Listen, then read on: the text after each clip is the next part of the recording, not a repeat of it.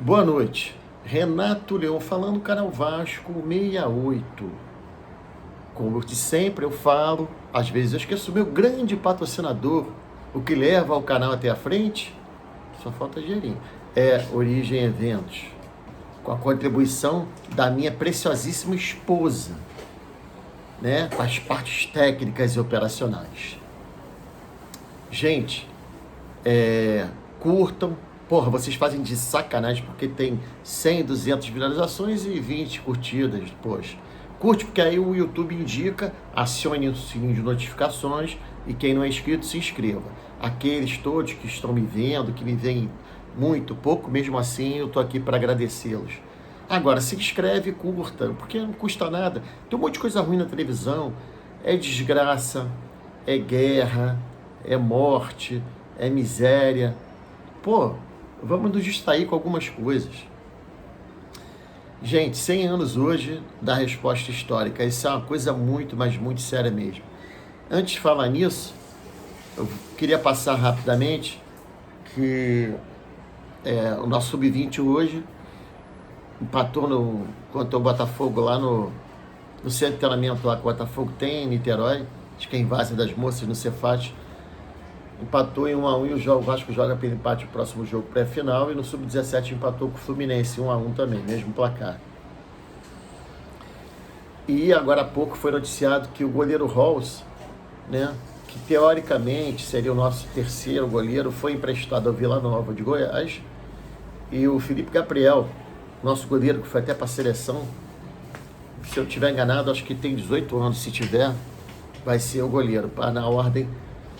Pelo que falaram, a ordem vai ser o Gabriel Jardim, o Keiler, Pablo e o Felipe Gabriel. O outro goleiro que nós temos, que está emprestado ao Bangu, que é o Cadu, né? E como hoje terminaram os estaduais pelo Brasil afora, eu tenho algumas observações a fazer, né? Aqui no Rio, nada mais do mesmo. Eu não assisti, também vai ser levando da minha parte dizer que foi assim, mas disseram até que o Nova Iguaçu jogou com o time reserva, não importa, reserva titular, a gente sabia o que ia dar mesmo e foi o que deu. Mas assim, o estranho é que até minha esposa comentou, tá um silêncio danado, né, amor? É um silêncio danado, não sei o que e tal. É lógico que aqueles engraçadinhos de plantão vão dizer, não tava ligando, então por que disputa, cara pálida? Mas falando agora sério em relação aos outros campeonatos, né? Eu falei do Vila Nova agora, por onde o Halls foi emprestado, o Vila Nova perdeu a final para o Atlético Goianiense, 3-1. No Paraná deu Atlético também, Paranaense ganhou de 3-0 do Maringá. Em Minas, eu vi esse jogo, deu Atlético Mineiro, 3 Atléticos, hein? De virada, os 4 gols do segundo tempo. O Matheus Vital fez 1-0 pelo Cruzeiro. Ele saiu sentindo, acho que a coxa. Nas substituições, o Atlético tem um elenco muito melhor. E aí o Atlético Mineiro fez 3-1 e se tornou pentacampeão mineiro. O último título do Cruzeiro foi em 2019, né? Estadual. E o Bahia empatou em 1-1 com o Vitória, com torcida única do Bahia, e o Vitória se sagrou campeão, atingindo seu 30º título.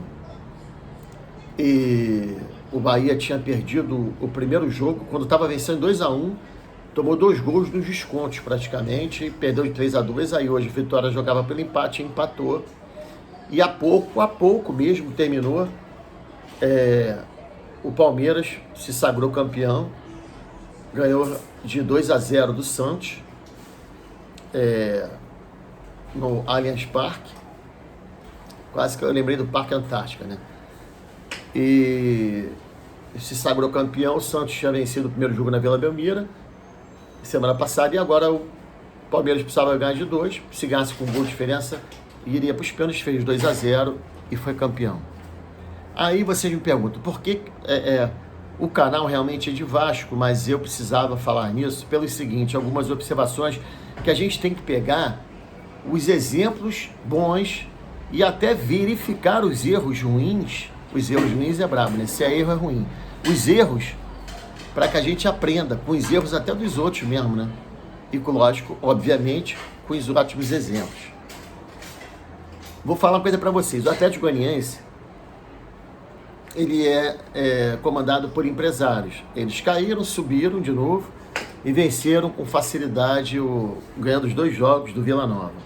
Quando eu era criança, eu só ouvia falar em Vila Nova, Goiás e Goiânia, que eu não sei nem onde é que está o Goiânia. Se está na primeira divisão do Goiano. E aí, com um pouco de organização, os caras caíram, não teve muita pressão, porque a torcida não é grande, não é de massa, tal. Conseguiram manter.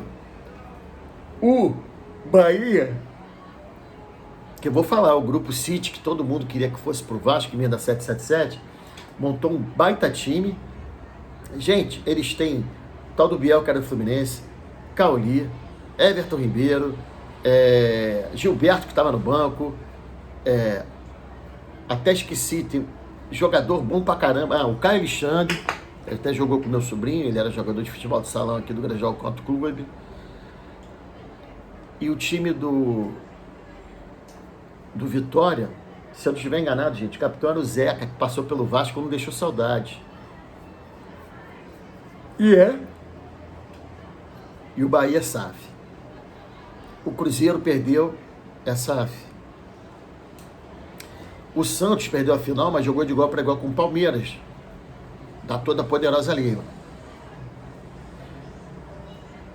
O Ceará, que está na 2ª divisão, e Fortaleza, que com o Vojvoda se tornou um gigante do Brasil, perdeu a final dos pênaltis. O que eu quero dizer com isso tudo, que não é que esteja certo SAF ou esteja errado SAF. Há clubes que precisavam da SAF, como o Vasco, porque lá eternamente houve uma briga política. Mas o Vasco, por ser um clube de massa, sem me desfazer desses outros que eu citei, a cobrança é muito grande, então não há paciência. Eu acho que a 777 é uma porcaria, não existe, não serve para Vasco. Pode servir para outros times aí que eu não preciso citar, mas para o Vasco não serve. Então, uma coisa a se refletir. Há times que funcionam com a SAF e há times que têm que ser bem administrados.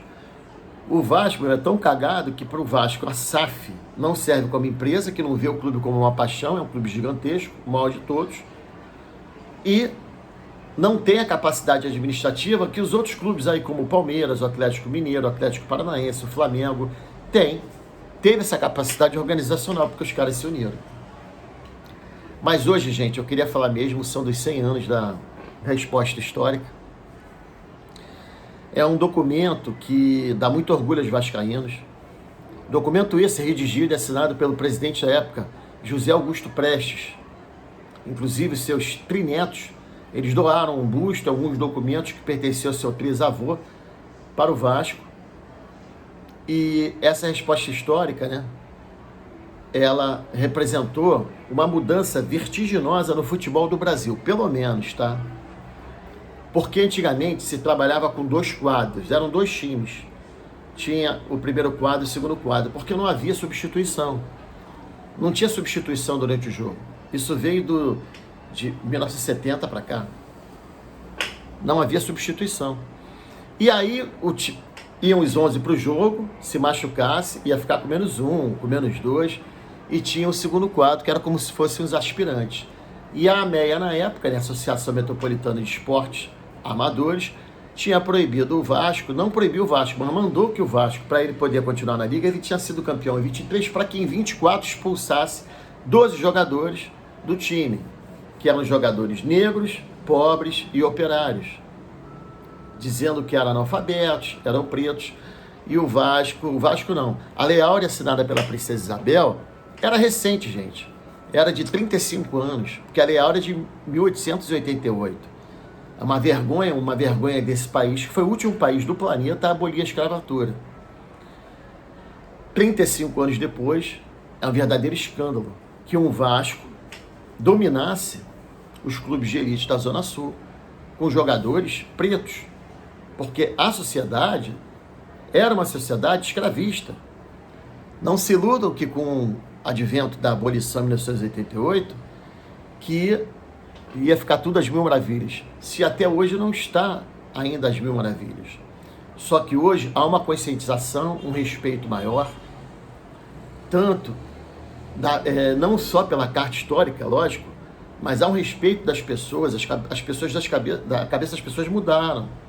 Hoje os jovens já são educados dentro da sala de aula, e alguns até por algumas famílias, né? Porque ainda há famílias racistas, de que não pode haver nenhum tipo de preconceito, não só racial, como também de preferência sexual, e até de pessoas portadoras com algum tipo de deficiência. Não preciso citar aqui, né? Mas até hoje eu tenho um filho que é preto e há uma diferença. Eu já entrei na loja que as pessoas perguntaram para mim o que eu queria, e ele do meu lado, o que deseja? Porque eu não imaginava que era meu filho, pela diferença de cor. Como eu tenho amigos, eu tenho um amigo gay que frequenta, quase sempre está aqui na minha casa, muito bem recebido, e eu já escutei de pessoas que não era legal por causa da minha filha, que eu tenho uma filha pequena também, de 8 anos. Como eu já escutei também, muita bobagem em relação à cor, em relação a status social, a opção sexual. Então hoje a sociedade ela está um pouco mais evoluída, tanto que a própria imprensa, que nunca morreu de amores pelo Vasco, né? Nunca morreu mesmo de amores pelo Vasco, hoje até foi citada no GE, no Globo.com, no Dia, pelo menos nesses dois jornais, essa luta do Vasco pela inclusão, porque exatamente hoje, né, dia 7 de abril de 2024, faz 100 anos dessa assinatura dessa carta histórica. Às vezes a pessoa não precisa estar muito tempo no local, às vezes a pessoa em pouco tempo pode fazer muito por uma sociedade. O maior de todos, Jesus Cristo, só teve aqui 33 anos e ele transformou o mundo. Pelo menos ele gostaria, mas na época ele transformou. E graças a Deus a maioria o escutou, apesar de guerras e dessas coisas todas. Falo isso porque o José Augusto Prestes, ele foi presidente do Vasco por pouco tempo. Se eu não me engano, 1 ano e meio. Ele entrou em 23, o Vasco tinha sido campeão da segunda divisão em 22, subiu para 23, foi campeão, foi bi em 24, foi aí que, antes de ser bi, quiseram tirar o Vasco, essa história toda que vocês sabem do racismo, da luta contra o racismo. Depois forçaram uma barra que o Vasco não tinha estádio, a torcida se cotizou, porque o Vasco começou a crescer muito nos subúrbios, nas classes mais populares, se tornou mesmo imediatamente um time de massa, porque fez com que o futebol se popularizasse, porque o esporte popular era o remo, e aí a torcida se cotizou e, amigos, atenha o seu detalhe, o cimento teve que ser importado, porque houve um boicote de indústrias aqui do Brasil para que o Vasco não vendesse o cimento ao Vasco para que seu estádio não fosse construído. Em 1927, daqui a 3 anos ele estará fazendo 100 anos também. Então tudo é um contexto, sabe? Tudo é um contexto, como eu falei ontem, o Simas, que nem torcedor do Vasco ele mesmo é um comentarista de futebol, como eu falei ontem, e ele fala que o Vasco tinha que ser matéria de escola. Então, essas coisas, hoje, por exemplo, eu li, né? A gente não precisa que torcedores dos outros times, os rivais, brinquem, façam zoação, porque o Vasco não ganha do Flamengo há 400 anos de uma final. Se bem que eu vou fazer uma observação, né? PS. Por exemplo, o sistema é uma outra coisa com a qual lutamos. A gente luta contra tudo e contra todos. É o racismo, é a homofobia, é o preconceito contra os deficientes e também contra o sistema. Ou vocês esquecem que em 2014 a gente tinha botado a bola no gol, com o gol de falta aquele meio-campo 10 lá, Douglas, acho que é Douglas, e aí o Vasco não ganha aquele jogo, o juiz, o rapaz que até faleceu, ele disse que ele não entendia como é que ele não tinha visto aquela bola entrar, não havia VAR. O Flamengo depois foi para a final com o Vasco, jogou por 2 empates, e o Vasco ainda tinha feito um gol, aos 40 e tal, eles empataram com um gol impedido. Isso é um exemplo. Aí vai a brincadeira ao contrário. Como eu já escutei hoje, escutei não, perdoe-me, como eu li hoje essas brincadeiras, essas bobagens, né? Porque são torcedores de, assim, que não conhecem a história, e modéstia à parte eu conheço um pouquinho. Da história de vocês eu não faço muita questão, mas eu conheço.